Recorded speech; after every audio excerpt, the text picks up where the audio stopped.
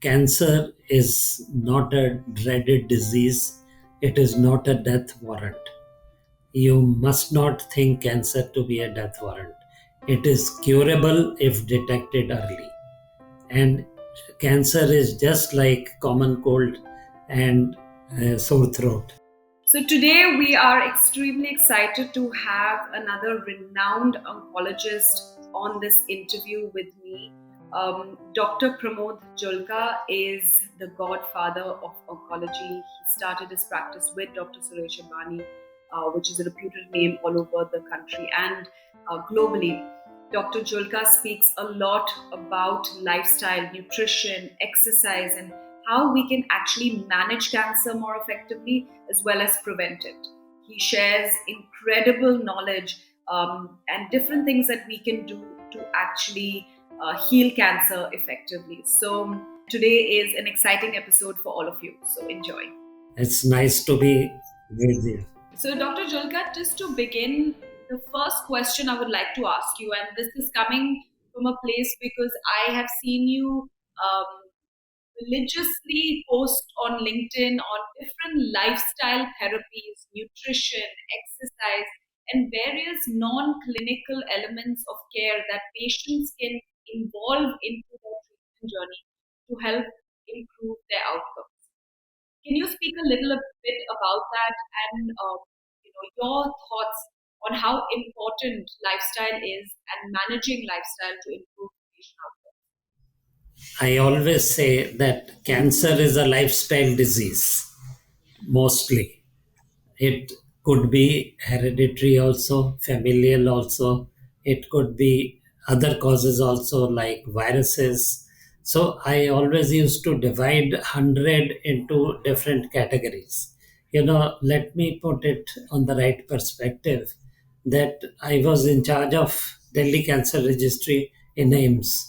So I know about National Cancer Registry figures. And if we see the National Cancer Registry figures, we have about 14 lakh new cancer cases every year. I'm talking about this year onwards. And they would increase by 2030 to more than 20 lakhs per year. So these are the new cases, out of which 40 to 50% are tobacco related. 10% are due to less than 10% are familial or genetic related, like BRCA1 and certain other genes. And the rest, 10% are virus related, like human papilloma virus causing cervical cancer, hepatitis B virus causing liver cancer, and then rest are lifestyle related. So basically, what is lifestyle related? I always tell them two important things. Whenever I take a round of the ward, I always tell them diet and exercise. These are the two important pillars. What is diet? Diet means high fiber diet, high protein diet, again, depending on your blood counts and blood parameters. Suppose creatinine is high, then you don't take high proteins. Depending on the parameters, we always suggest high protein diet, especially the plant proteins. And I always say that you should take more of, green vegetables, more of, paneer, we call it, not cheese, but homemade paneer, or you can cottage cheese. And you can take, protein rich diet and milk products, dairy products, because some people are against it, and there was a myth that this can feed the cancer cells. This was a myth. So this myth we have busted. And again, I always say that high protein diet and exercise. Exercise means it's not doing, exercise like yoga or other exercise. Plain simple walking, brisk walking for about 30 to 40 minutes per day, and this is essential for everybody. And even in breast cancer, what we have found, that in the US they have said that 40 minutes of exercise every day, walking every day, uh, can prevent breast cancer. And you will be surprised to know that this is a new finding which we have found. So, diet and exercise are very important. I always lay stress on these things, and I always tell them to take low fatty diet, avoid obesity, because breast and prostate cancer, you should avoid obesity. They are both hormone dependent cancers, and obesity can lead to cancer because more of the female hormones are produced from male hormones if the obesity is there.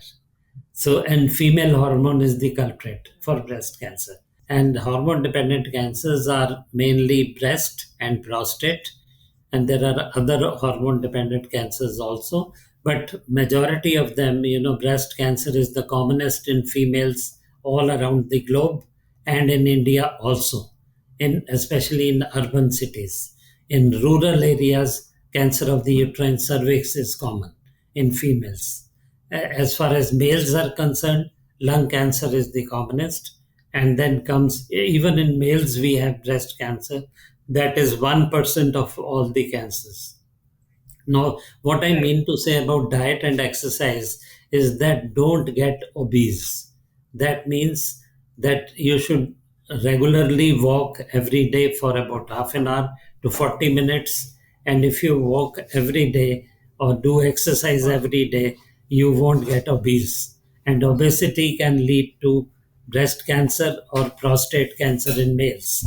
And why obesity can lead? Because obesity, when we have excess fat, that changes male hormones into female hormones, which is the culprit in breast cancer, estrogens. So that is why, early menarche and late menopause can lead to breast cancer. So that is very important that we keep the hormones low. So don't get obese. And if you eat proper diet, if you do exercise every day, you won't get obese. And obesity, it can lead to any cancer, especially the hormone dependent cancers like breast and prostate. Right. Yes. So that's so important. And I'm so happy to hear that from a doctor like yourself, stressing on the importance of nutrition and exercise. Can you give me an example of, have you seen the difference of patients who have absolutely ignored exercise, nutrition, and continued with their treatment in comparison to a cohort of patients who have changed their nutrition, who have incorporated exercise into their treatment plan, and what has been that difference? No, improvement is in invasive disease free survival. Improvement is in progression free survival. Improvement in survival also, overall survival. Wow. How I say that? Because my patients whom I have treated more than 30 years back, 35 years back, they are coming for follow up.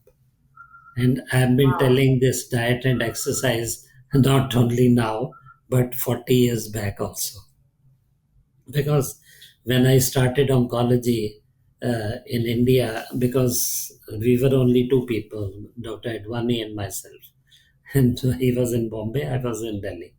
So when we started in 70s, late 70s, and then at that time, people didn't know about food habits, people didn't know about smoking, people didn't know about alcohol. So they used to take everything lightly. So what we slowly started knowing, obesity, we came to know that it is the major risk factor for breast cancer. So because I did most of my work in breast cancer, even at AIMS, I did about 50 clinical trials, global clinical trials in breast cancer and other cancers also, but majority of them in breast cancer. So what I found was that obesity, again, female hormone I told you is the major culprit. That is the estrogens. And I always used to tell them that have you breastfed your children or not? If a person has breastfed their children, the chances of getting cancer is less. So we ask them about modifiable factors and non-modifiable factors. Non-modifiable is that if you are a female, you are prone to get breast cancer more. Even males also get it. Males get 1% of all females. So that is the incidence. And again, non-modifiable is early menarche and late menopause.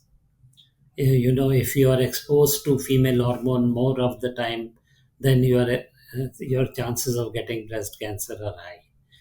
Modifiable risk factors are tobacco, alcohol. All these are modifiable risk factors which you can avoid. So these things, and exercise is a modifiable risk factor. So I always say that do exercise daily. So No, that's these great. are basically the risk factors which I used to tell about breast cancer. Okay. So, Dr. Julka, you're speaking a lot about nutrition and exercise and how important it is. Tell me something about the mental health of a cancer patient and their family members. Nowadays we have psycho-oncology. We didn't Yes. have psycho-oncology earlier. Earlier, psycho-oncology was done by us. I have Yes. been doing psycho-oncology a lot. I tell them that cancer is not a dreaded disease. It is not a death warrant. You must not think cancer to be a death warrant. It is curable if detected early. And cancer is just like common cold and sore throat. I always give them, these are just examples I give them. You have cough, you have pneumonia, you have other diseases. It is just like other diseases as chronic disease. And Right. we have seen to it that we have made cancer a chronic disease. Yeah. How we have made? We are doing molecular profiling of each and every patient, whosoever can afford. And I generally get my molecular profiling of my patients done from US, that is Foundation One lab, and that is the only FDA approved lab. And I get complete molecular profile. And according to molecular profile, I'll give you an example. Lung cancer, earlier stage 4 lung cancer, when it had spread, you know, we used to say the median survival is 6 months to 8 months. Now people have gone up to 5 years. Can you believe it? More than 5 years. Why? Because of targeted therapies. So we do the mutational profile, molecular profiling. If there are EGFR mutation, we give them one drug. If there is ALK fusion, we give them another drug. So according to gene fusions, we give them drugs. So Right. we keep on giving them the simple tablets, and they take the tablets. One patient had ROS fusion. I gave him tablet for 3 years. He was disease free. After 3 years, disease came back, and then gave another targeted therapy. Again, did the molecular profiling, and again found another gene which was mutated, and then gave another medicine. Again, 3 years he lived, and then afterwards, once he got recurrence, then I gave chemotherapy. So I avoided chemotherapy for 5 to 6 years. So That's you can amazing. imagine nowadays where we have landed to. Thanks to the genomics, thanks to the transcriptomics. Genomics, I mean genomic profiling we do, and transcriptomics means RNA profiling, DNA, RNA, proteins. All these we see in the patient. Whichever is aberrant, whichever is mutated, means bad, and we try to correct it. That is called sequencing technology, and gene sequencing has made a lot of difference. And since I was interested in molecular oncology for 20, 30 years back, I delivered a first lecture on immuno-oncology in 1979. You can imagine Wow. that time nobody knew about that it is Yes. going to come in a big way. And now my center is the immuno-oncology center for all South Delhi. I do maximum immunotherapies, And immunotherapy, I explain to the lay people like that we stimulate your own immune mechanism to kill the cancer cell. How do we stimulate? We give them drugs. And these drugs, what do? They remove the brakes on the tumor cell and then accelerate the T cell. Lymphocytes, we have T and B lymphocytes, and T lymphocytes are the ones which kill the tumor cells. So we have brakes on the T sites, lymphocytes. If we don't have the brakes, they would kill us. They would try to do autoimmune disease, that is called autoimmune disease. They will try to kill the normal cells. So what we do, we remove the brakes by giving these drugs and push on the accelerator. So the like cars, we remove the brakes and push on the accelerator, and these T cells are accelerated and they go and kill the cancer cells. So we Wow. tell them that immunotherapy works in this way. And how do we accelerate the T cells? We accelerate the T cells by giving various drugs, which are, nivolumab monoclonal antibodies, nivolumab, pembrolizumab, itezolizumab. There are different drugs. So we give them. And now comes the importance of diet in immunotherapy. Yes, I was actually just Because about to ask you that, Dr. Julka, that there is so much evidence supporting also, the gut microbiome and its I was response. coming to that. Yes. I was So, coming anything to, about that? yes. Gut microbiome is coming to be a major, thrust area in immuno-oncology, because we find that, there is metagenome sequencing. Metagenome sequencing means that we are sequencing the microbial flora of the intestine, the gut microbiome, we call it. And in the gut microbiome, also, we have two types of, gut bacteria. One bacteria are good bacteria, one bacteria are bad bacteria. So we try to accelerate the good bacteria and remove the bad bacteria. And in this, antibiotics also play a vital role. So, if the gut microbiome has good bacteria which can support the immune mechanism, and they also accelerate the T cells, and the T cells go and kill the tumor, which is immunotherapy. So, immunotherapy is helped by gut microbiome also. I just want to tell that in gut microbiome also sequencing is done. People are doing fecal transplants, Yes, you know that these are also being done, so that we give good bacteria to the cancer patient and take out the bad bacteria from them. And how good bacteria help? They help in the form that they will make immunotherapy easier. And if we give antibiotics with immunotherapy, it doesn't work as well. So antibiotics should be avoided during immunotherapy, and steroids should be avoided because they are hampering the effect of immunotherapy. So that is why gut microbiome is very important. If anybody has gut infection, we must clear the infection first and then go in for the immunotherapy. So that is great. the role which gut microbiome plays. Wow, wow. So, Dr. Julka, just the last question I had is now how do we prevent cancer and how do we keep our risks low? Yes, most important way to prevent cancer is primary prevention. What is primary prevention? Primary prevention is a thing which causes cancer, you don't do it. That means 40% of our cancers are tobacco related. So please avoid tobacco in 40% of the cases. You can bring it down, cancer. So this is primary prevention. Alcohol with tobacco, avoid it. So you can avoid 40 to 50% of the cancers.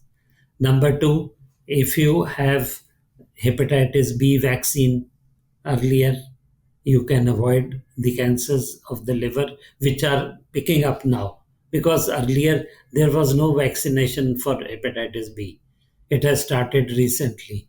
And then HPV, virus. HPV virus, ladies are getting cervical cancer. We used to think that it occurs in rural areas where they have bad hygiene, they have multiple sexual partners. So all these things were in rural areas. But now in urban areas also we are finding cancer of the uterine cervix. You can easily avoid by giving a vaccine against cervical cancer. We have a vaccine available, and we have in India also. It is available. So you can avoid. These are called primary prevention measures. Then comes secondary prevention. Secondary prevention means that you do early detection of breast and cervix. How can you do early detection? Breast cancer, earlier we used to say above 40 years. Now we say above 20 years, 20 to 30 years, do breast self examination. If you find any lump in the breast, painless lump, not painful, painless. There is no pain in the lump. Painless lump in the breast or in the armpit, axilla, or in the neck, please go to your doctor. Or if you have nipple retraction, please go to your doctor and show it to your doctor. Then from 30 to 40 years, we always say get ultrasound of the breast. And if you are not satisfied, don't go in for mammogram, go in for MRI of the breast. So that is very important because mammogram also has some radiation, even though low dose radiation, but still it has radiation which can lead to breast cancer. So we always say that after the age of 40, if you have a family history of breast cancer, American Cancer Society says every year mammogram, but I always say once in 2 years or 3 years mammogram after the age of 40. And now we have another modality called tomosynthesis, which I got it in AIMS, and it is still available. Tomosynthesis is just like a CT scan, three-dimensional picture of the breast, and we can see a lump even as small as 1 centimeter. So we can see that. And clinical exam, besides all this, clinical examination is very important by a surgeon or by a gynecologist or by a physician, whosoever is your family doctor.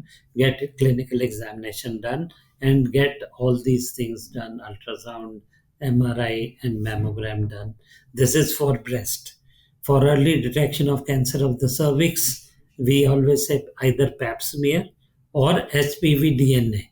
If you do HPV DNA, that is for 5 years, valid for 5 years. If you do pap smear, you should do every year, ideally, and then detect it early. Just a quick question. If you have got the vaccine for, say, cervical cancer, do you Yes. still need to do your pap smears? Yeah, you still need to do because vaccine is not 100%. Okay. So you have to do pap smear. Ideally, you should do. That is what we were promulgating, propagating in other areas.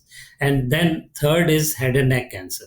When you are brushing your teeth, then you see any ulcer in the mouth or any tongue bite in the buccal mucosa, like buccal mucosa means on the cheek, any ulcer or any redness or any sore, you must go to your doctor and show it. That or white patch, or maybe white patch is leukoplakia, we call it precancerous condition, and then red patch is erythroplakia, which is also present in the mouth, cheek, inside of the cheek. So you should, whenever you are brushing, see your inside of the mouth every day. So early detection is the hallmark to cure. This is my buzzword. Buzzword. Absolutely, Dr. Julka, absolutely. And you've said it right. Thank you so much for your time, and you've given us so much insight.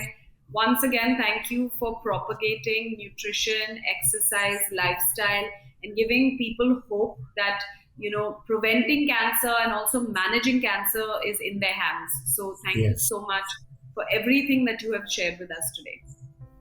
Thank you very much. And in the end, I would like to say cancer is curable and not a death warrant. You must not be Yes, afraid of thank that. you. We hope you enjoyed this episode and found it useful for yourself. For more such episodes, please subscribe to our YouTube channel, Apple Podcasts, Spotify, and EP Media website, where we dive deeper into the world of integrative oncology and healing cancer the right way.